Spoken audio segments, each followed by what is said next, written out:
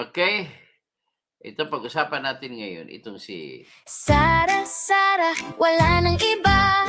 lahat. Sara, Sara lang pag-asa. Sara, Sara, siya lang makapakulong. Mga kontraktor ubusin niya. Si BBM Sandro ikulong niya.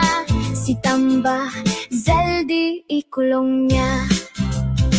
Tapang at malasakit ibalik para bayan ay manahimik. Durugin ang sindikato sa korte, sa DPUA, sa DS Void, sa PhilHealth. Okay, dito na tayo.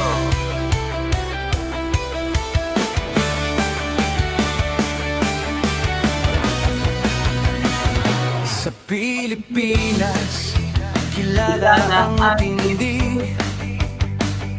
Hindi kayang bayaran man ang kanyang prinsipyo. Kapag may inapi, siya ang nariyan.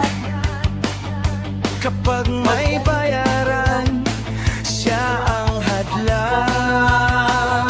Hindi siya tiklop sa pananakot ng iilan. Hindi siya alila ng sino mang mayaman. Kung ang kapangyarihan nila ay inaabuso, hinahawi niya yan mano-mano. Kapag ang taong bayan ang nasasakal, siya ang unang sumusugot, tumatagal. Hindi perang sukatan ng halaga, kundi kung sino ang lumalaban para sa masa. Totoo kasing tirador, totoo kasing tirador. Kakampi ng naaapi, kalaban ng sakim na mandarambong. Totoo kasing tirador, totoo kasing tirador. Hindi kayang bilhin ang puso niyang matibay.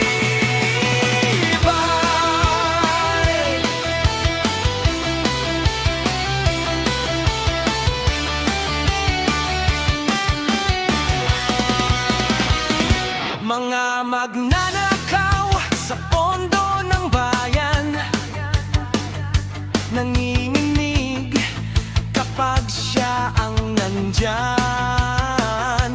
Bawat piso, bawat sentimo, kailangang sagutin sa mata ng tao.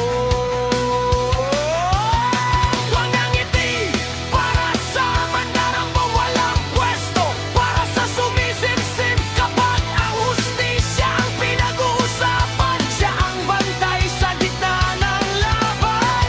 Kung may nilulunod ang kasinungalingan, siya ang boses na hindi tatahimik. Sa bawat galaw ng mapagsamantala, may salubong na paninindigan niya.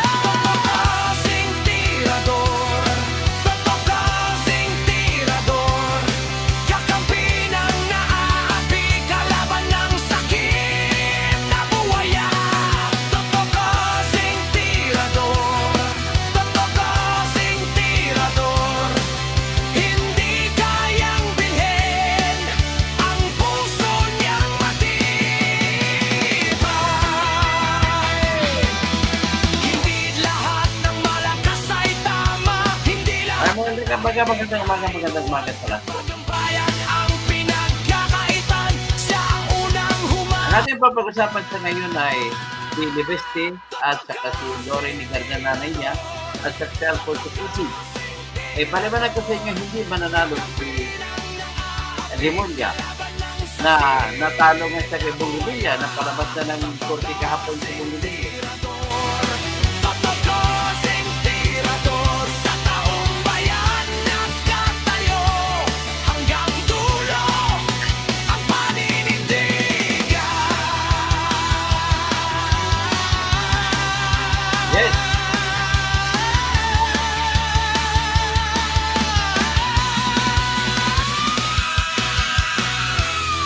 Okay.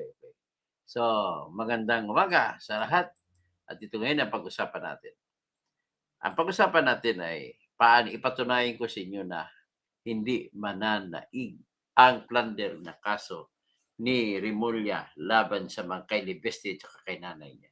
ito po, pakinggan natin ulit si Mr. Plunder. Mr. Plunder ang tawag ko sa kanya ngayon. Ah, hanap din ng ibang ano.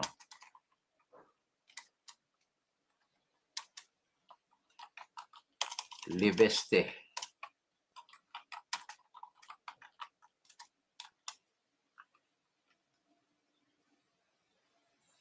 So, pakinggan natin ang mga diskarte na ano.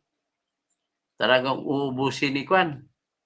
Uubusin ni Boying Rimulya ang ano. Uubusin niya ang mga kontra kay ano, mga kakampi ni Sara sa ano, ubusin niya. Kaya nga gusto niya tanggalin si Lori Ligarda para persahin ito na bumuto ng guilty si Sara Duterte. Ito po.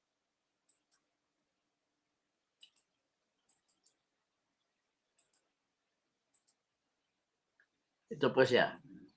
Pakinggan muna natin. Investigating Senator Loren Legarda and her son, Batangas Representative Leandro Leviste, over alleged anomalies involving Leviste's solar firms. Let's bring in mobile journalist Arles de los Santos for the details. Okay, Arles, what exactly are these allegations against Senator Legarda and Congressman Leviste?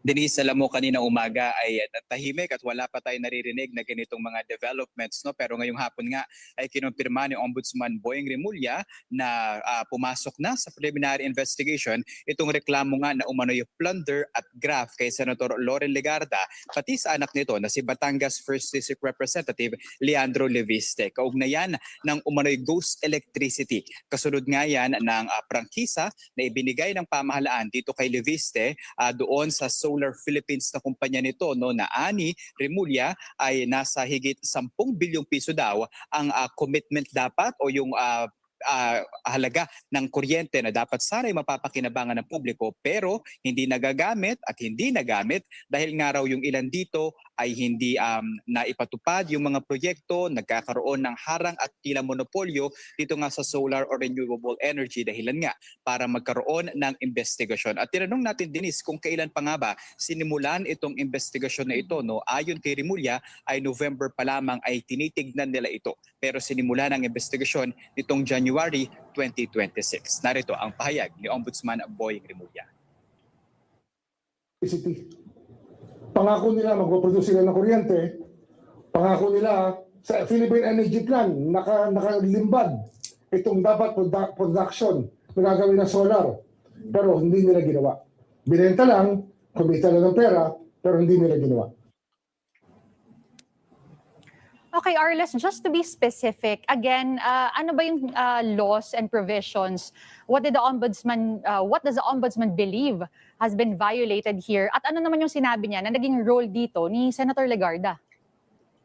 Denise, so far yung umano'y araw na nalabag, no, ay yung plunder and graft cases dahil naniniwala si Ombudsman Boying Rimulya, no, na meron umano kinalaman si Senador Loren Legarda para nga makuha umano ni Leviste yung prangkisa mula sa Kongreso.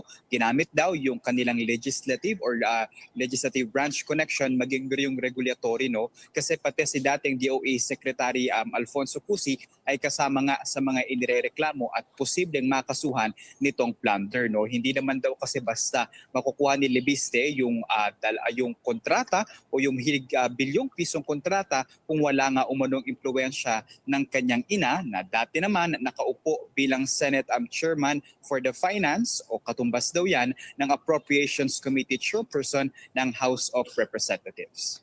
At Arles, ano naman daw yung ebidensya na meron yung ombudsman o kumbaga yung ginamit nilang basihan para dito sa investigasyon na ito?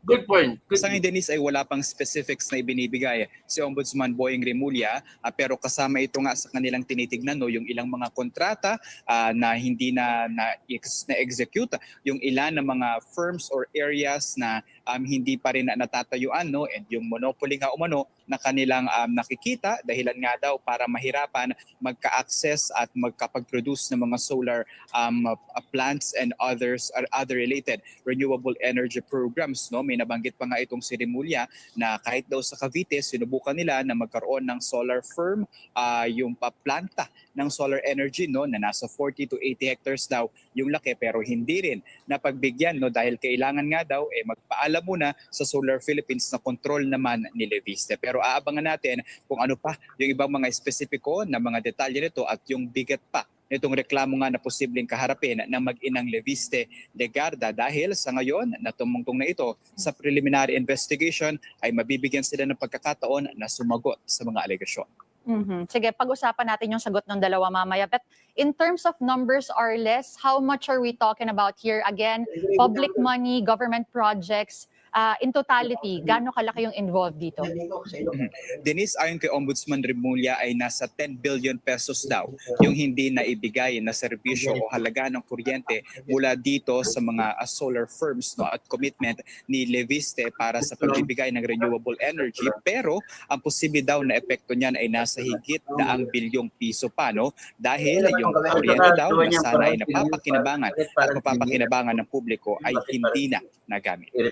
At kanina lang nagsalita si Representative Leviste, Arles?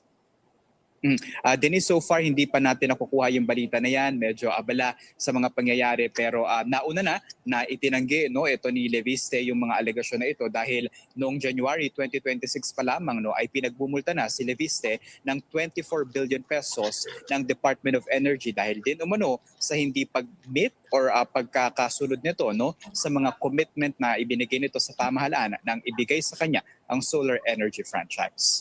Punta naman tayo dito sa kaso ni former House Speaker Martin Romualdez. What is the update, Arles? So far, Denise, ang kinatanong ni dating House Speaker Martin Romualdez na ano pa daw ba yung magiging ebidensya na sasandigan ng Office of the Ombudsman sa mga reklamo na binubuo sa kanya. Gayong Department of Justice na nga raw ang nagsabi mismo na merong probable cause para nga sampahan ng reklamong cyber libel at perjury si Attorney Levito Badligod, maging yung mga umano'y dating bagman ni Zaldico, no, yung tinatawag na 18 Maleta Boys. No. Pero sa kabila daw niyan ay haharapin niya yung mga reklamo laban sa kanya, no, at inaasahan na haharapin niya raw ito ng patas. Habang tinanong naman natin kanina ang Office of the Ombudsman kung ano na ang update dito. So far, ang sinabi nila ay sa ngayon hinihintay pa nila ang counter affidavit ni Romualdez at ng iba pang mga personalidad na kasama sa nilulutong kaso naman ng plunder, direct at indirect bribery, maging ng money laundering. All right, thank you for those updates again. So, at pinapakinggan nyo naman, no? So, ito naman ang sagot ni Lorraine Legarda. Ay walang katuturan na utterly lack basis ang sagot niya. Walang basihan. Klarong-klarong walang basihan. Ito yung nilabas niya sa press release niya. Ipakita ko lang ang news na nagsasabi si Lorraine Legarda, walang basihan. Yan si Lorraine Legarda. Sabi niya, Lorraine Legarda, Ombudsman Grab blunder, utterly false, baseless. Yan.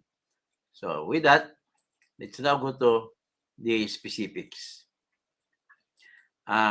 Ladies and gentlemen, ang pinaka-problema po dito ni Ombudsman ay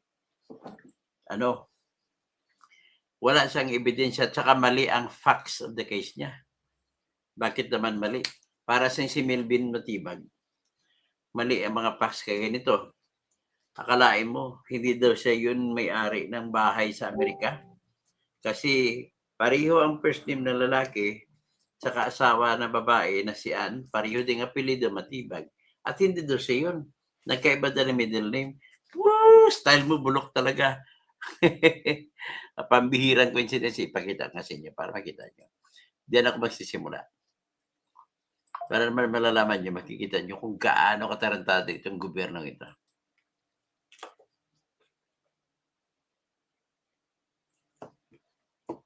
Ayan, nakita na ninyo. Ayan, no? Sobrang kasinungalingan natin si Melvin Matibag. Yan dyan. Same name, same surname, same couple. A remarkable coincidence. Napakapambira. Alam mo yung incidents na sini-research ko, 22 quadrillion. One in every 22 quadrillion possibilities na mangyari na pareho ang first name, pareho last name, pareho ang couple na mag-asawa sila na nakabili ng bahay na mahigit $1.1 million sa California. So, ngayon, hindi daw sila yun. Gusto ko sampalin siguro ito si Ann Lourdes Garcia Matibag ng kanyang tatay na si Renato Garcia na kaibigan ko ng piskal pa ito, ng buhay pa na piskal sa Parañaque. Ay, nako, yung buhay talaga, oh. So, ngayon, dito ko po ikwento kung bakit hindi mananalo si Remulla laban kay Loren Legarda at kay Libeste. Natalo nga siya kay Bong Revilla. Nakapagpiansa ni si Bong Revilla kahapon. Okay? Okay, so ito na po. Ang aligasyon sa kaso na binabato ni Remulla laban kay Legarda at saka kay Libeste ay ganito. Una, sabi niya, nakakuha ng prangkisa si Leandro Libeste para sa pagpapatay ng mga power plants gamit ang araw, so solar power plants. At ito ay para sa mga ibang bayan-bayanan. So pagkatapos ay para makakuha ng prangkisa sa 2019 ay tinulungan daw siya ng kanyang ina na si Loren Legarda 2019 sa mga senador para bubuto sila ng prangkisa pabor kay Libeste. Stop muna tayo dito. Tangka, ang ganda nakita ko kay Balili. So ngayon, ang nangyari po ganito. Matanong ko kayo, yung prangkisa po ay maaprubahan lamang yan kung bubuto ang lahat ng senador o majority ng senador. Ang ibig mo ba sabihin, kinaya ni Loren Legarda na pabutuhin ang lahat ng senador para mabigyan ng prangkisa ang kanyang anak? Ganon din, kailangan mabubuto rin ang majority sa House of Representatives. Kinaya ni Loren Legarda yun. Napaka-imposible naman. Kung mali yung pagboboto para sa prangkisa ng kanyang anak, di, kasuhan mo na lahat ng congressmen at ng senador na bumoto para bigyan ng prangkisa si Leandro Libeste. Asan ang utak mo, Buying? Natalo ka na nga. Kahapon nakalaya si Bong Revilla. Sa kagaguhan mo, na tiningnan ko ang hina ng ebidensya mo. Sama pagkagawa ng kaso. Ay, ito, lalabas naman yan si Marcoleta. Lalabas naman yan si Jinggoy. Mananalo na naman yun. Ito po. So ngayon, ang theory niya nga, pagkatapos na magkaroon ng prangkisa, binigyan siya ng prangkisa si Libeste ng 25 years na pwede siya magpagawa ng mga solar plants para sa mga bayan-bayan na hindi napupuntahan ng mga cooperative na electric cooperatives at saka ibang mga distributor businessmen patungkol sa pagbibigay ng kuryente. Yung hindi ata alam ni Remulla na yung batas na solar para sa bayan na naaprubahan nga ng 2019 ay nagsasabi na hindi ito tatakbo. Hindi pwedeng gamitin ni Libeste kung hindi pa magagawan ng tinatag na implementing rules and regulation. O marami dito sa mga professionals, alam nila kung ano ibig sabihin ng implementing rules and regulation. At kung walang implementing rules and regulation, ay hindi siya makapagsimula. Kung walang implementing rules and regulation, hindi siya pwedeng kumuha ng business permits sa bawat bayan kung saan niya gusto mong patayo ng solar para sa bayan power plants. In other words, sino may kasalanan? Si Libeste? Ang may kasalanan, gobyerno, kasi gobyerno lang ang gumagawa ng implementing rules and regulation, particular ang Department of Energy. Kaya yung yung bubo na Ilongga na si Sharon Garin, na siyang Department of Energy Secretary. Napakabubo mo. Kamang mango, itsay mo inday. Sa Ilonggo pa, bubo. Kamang umango, itsay mo ya. Din ka ba kita? Multahan mo si Libiste ng 24 billion dahil hindi niya nagawa ang kanyang mga pangako na mga power plant sa bawat barangay, bawat bayan. Ano bang, saan ka ba nag-aral, Miss Sharon Garin? Secretary ka pa naman ng Energy. Saan ka ba nag-graduate? Pinahiya mo mga lahing Ilonggo, mayroon pa ng Ilonggo na buba. Na pag buhay pa si Miriam Defensor, baka sinampal ka nun. Huwag mo pahiya-hiya ang Ilongga. Ha? Pahuya ka lang. Grabe ka. Alam mo kung bakit ko sinasabi na buba ka? Ganito, parehong utak ninyo ni Boying Remulla. Nagbigay ka ng notice na pamultahan mo si Libiste ng 24 billion dahil hindi nasunod ang mga pangako. Tapos, nakatie up yan sa tinatag mo solar para sa bayan. So, sino ngayon may kasalanan kung hindi nagawa? Talaga inaamin naman ni Libiste hindi nagawa. At bakit niya gagawin? Mahina na kasi ang loob ni Libiste kung salita kasi ito kahit na mahina ng loob niya, binanatan pa siya, iniimbestigahan pa siya ngayon na mayroon silang honey, honey I love you ng mga diskarte laban kay Ralph Recto. Kalokohan, malaking kalokohan yan. Pero ito naman na pag-usapan muna natin yung tinatawag na solar para sa bayan. So, ang gusto niya palabasin na may pangako si Libiste na magtayo ng mga solar para sa bayan, pero hindi niya ginawa. Totoo yun, nangako siya, kasama yun sa prangkisa na binigay sa kanya. At ang prangkisa po binigay sa kanya, Sir Temistocles, ay,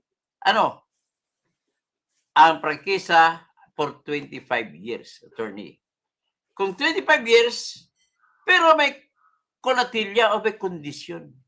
Kailangan magpalabas ang Department of Energy na pinamumunuan ni Sharon Garin. Pinamumunuan ni Sharon Garin na maglabas ng implementing rules and regulation kung paano ipapatupad ang prangkesa ng solar para sa bayan. Hindi nila ginawa hanggang ngayon na nag-uusap tayo. Hanggang sa sumisigaw ko ngayon, hindi nila ginawa. Bakit? Isa lang po ang dahilan. Narinig ko pong interview ni Karen Davila kay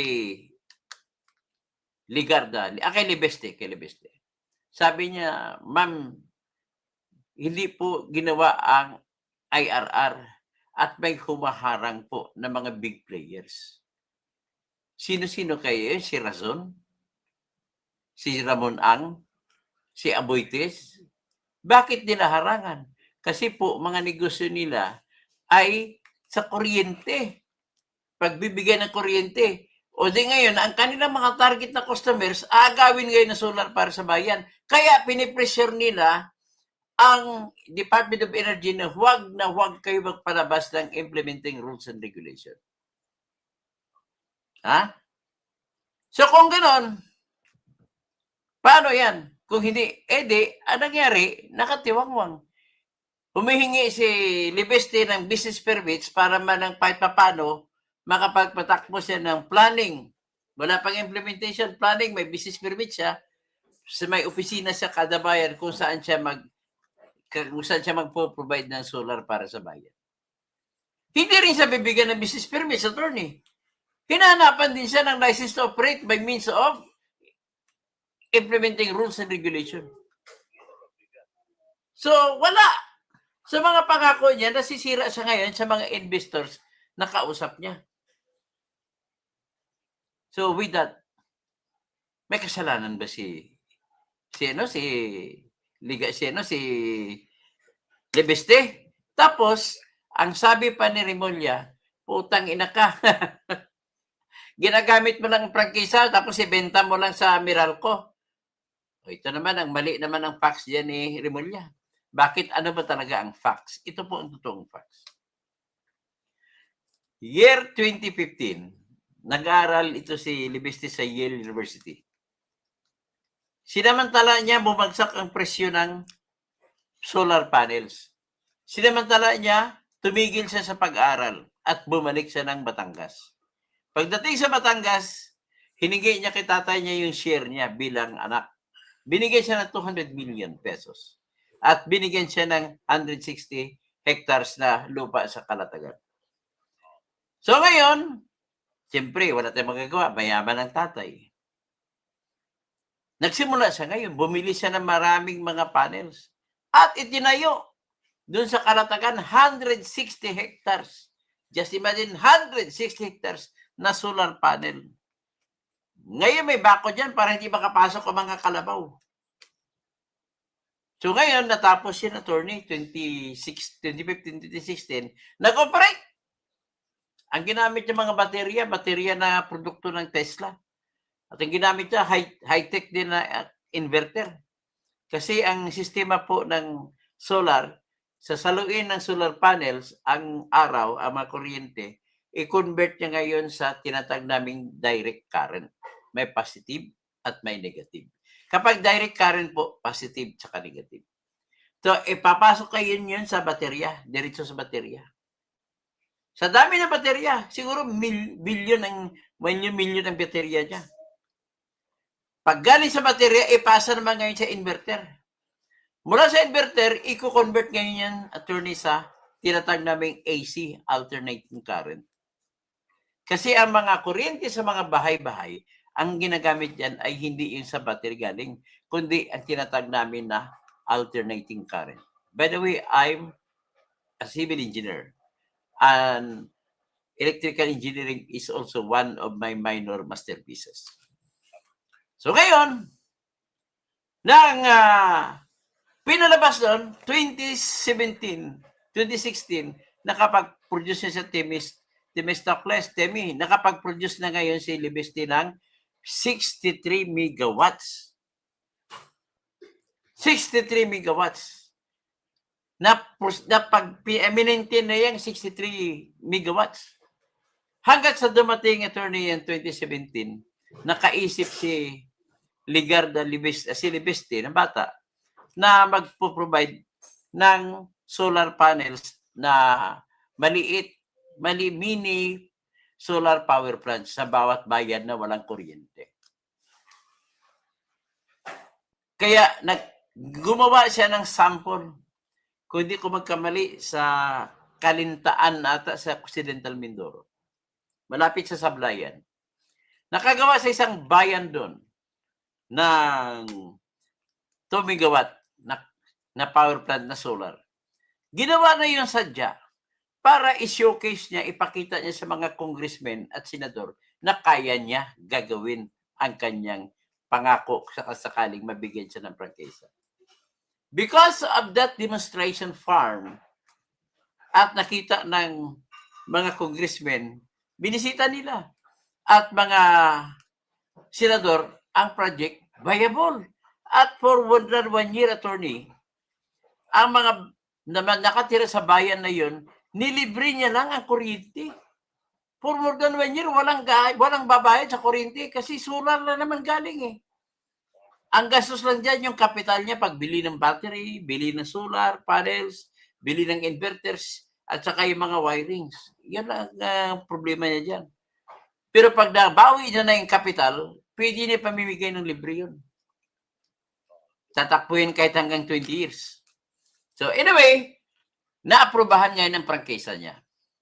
Ang problema ko sa prangkisa, naglagay po, siguro pinatrabaho ni Ramon Angyon o ni Razon, tsaka ni Aboites, pinalagyan ng kondisyon na kailangan may implementing rules and regulation muna bago siya makapagsimula operate. Hindi kagaya ng meron tinatawag na temporary operation permit. Tapos habang ginagawa ang implementing rules and regulation, dapat sana ganun ginawa. Pero ginawa stricto eh. He cannot start the business if there is no implementing rules and regulations yet. So with that, ang batas nilagyan pa ng kondisyon na kung hindi niya maumpisahan o di kaya nagiging hindi tumakbo sa loob ng 2 strict na taon, ay automatic ma-revoke, ma-cancel ang prangkisa. Ngayon, hindi siya makapagsimula dahil walang implementing rules and regulation. Di automatic na kansela. Noong 2019, so 2020, 2021, 2022, na-cancel na. So what did he do? Anong ginawa niya? Sumandal na siya lang doon sa kanyang original corporation na SPNEC. SPNEC Solar Power New Energy Corporation. Ngayon, ang ginawa niya, matalino talagang batang ito kahit sa finance, magaling. Nag-apply po siya, attorney, sa IPO, Initial Public Offering.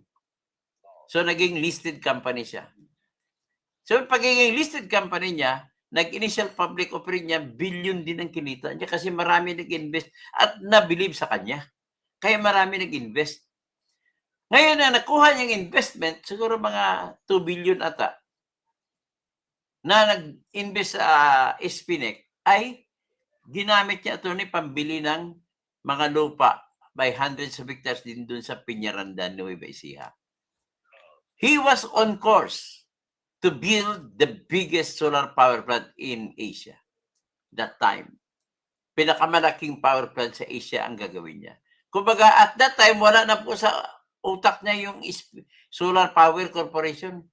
Solar para sa bayan. Wala na yun kasi hindi nga cancel na, revoke na eh.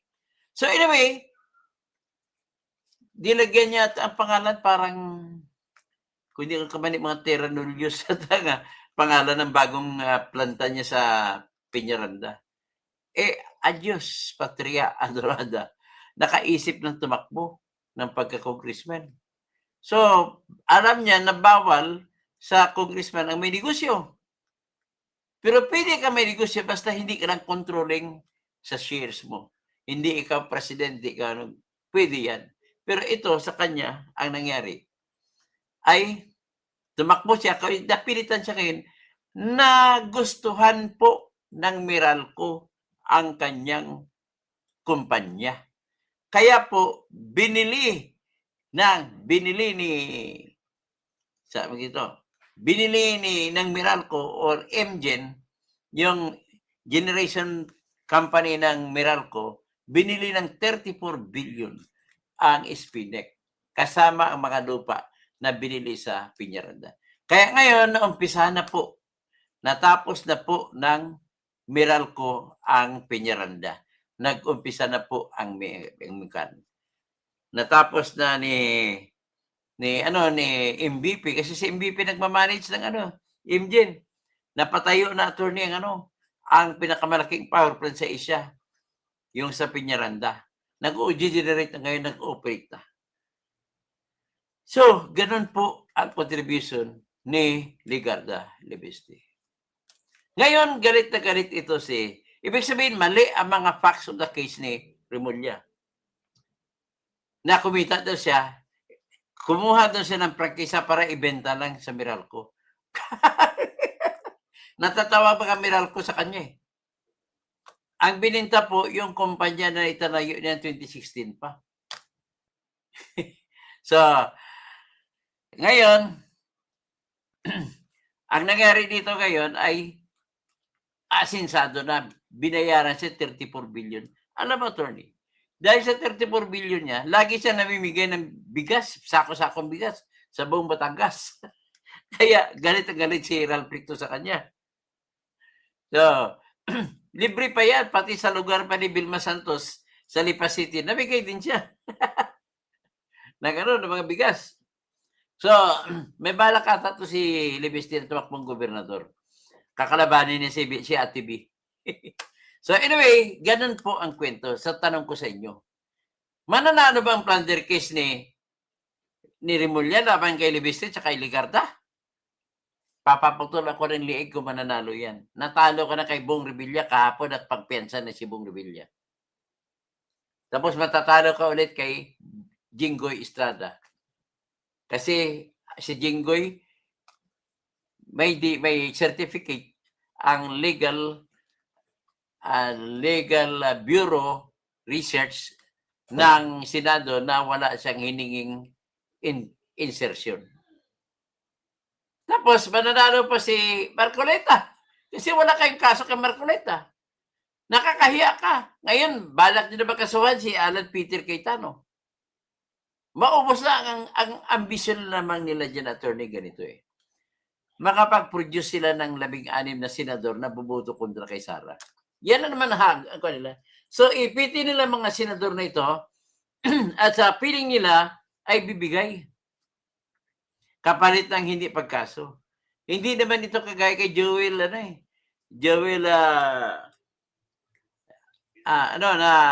ang salvation daw kay Jesus. Naniniwala siya salvation kay Jesus. Kaya pumunta sa kay Jesus Crispin Remulla para salvation.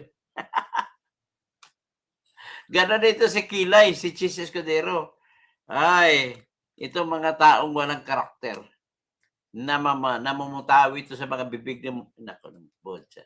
Kailan tayo kaya asin? So kaya andito ako sa vlogging community para pupunain na sa pag-asa na yung mga nakarinig sa akin ay mabigyan ng edukasyon at mag-isip ng malalim bago kayo buboto sa taong nagmamayabang na sasabihin, kung ako ay mananalo, magpagawa ako ng simento sa lahat ng kalsada. Magpapagawa rin ako ng simento ang lahat ng tulay. Tanong ng mga tao, paano na kung wala ng kalsada, puro simento lahat? Magpagawa ko bagong kalsada, magpasimento ako. Paano na kung naubos na lahat ng ilog, may mga tulay na, magpagawa ko ng bagong ilog para gawa tayo natin tulay. Ganun mga politiko. Kaya sabi ni Miriam one of the most dishonest people in the world is this race of the politicians. Di ba? Ang iba pang kasinungalingan ay yung mga storytelling alay. Ano ba yung storytelling alay? Sasabi ngayon, bata ka pa. Tabihan ka ng tita mo. Sabi ni tita mo, once upon a time. Parang kwento ka ng once upon a time, lahat yun, fairy tale lang yan, hindi totoo. So ngayon, naipakita ko na sa inyo, na-explain ko na sa inyo na talagang hindi mananalo si Remulla. Hindi pa ba siya nahiya, natalo na siya kay Bong Revilla? Si Bong Revilla, pinayagan na magpensa. Ay, nako, ambot sa imo. Sige, marulingan. Imbestigahan nyo yung flood control issue para mapagaan. Dapat flood control. Dali lang may tawagan. May sagutin lang po. Hello, bilisan mo. Pero sige, mamaya, nagbablog lang ako. I-text mo lang kung magkano, Ang tumawag yung aking kinausap. Pinaayos ko pa lang yung gitara ko. Sira pangit ang tunog. Parang tunog, bingi ang tunog. So anyway, natapos ako sa vlog ko. At least naintindihan nyo na. So, binili ni MVP of 34 billion po bili ni Manny B. Pangilinan. So, CPG alternating current kay Nikola Tesla. Okay? So, wala nila ginakasuhan nga ara sa ila. Good morning, Dr. Toto. Nga isa-isa ginakasuhan. Mr. Chris, sabay-bay liti niya kaliwat. Dr. Toto. Gawin ba? Chrissy, Dr. Toto Kos. So, Grace Line, nasa warranty deed at recorder's office. Anong warranty? Hindi nga nila binigyan ng obligasyon ng gobyerno magbigay ng implementing rules and regulation. Hindi ginawa. Ay, tarantado! So, yan lang muna to. Mga magandang umaga po. At mamaya konti. Baba na tayo ulit.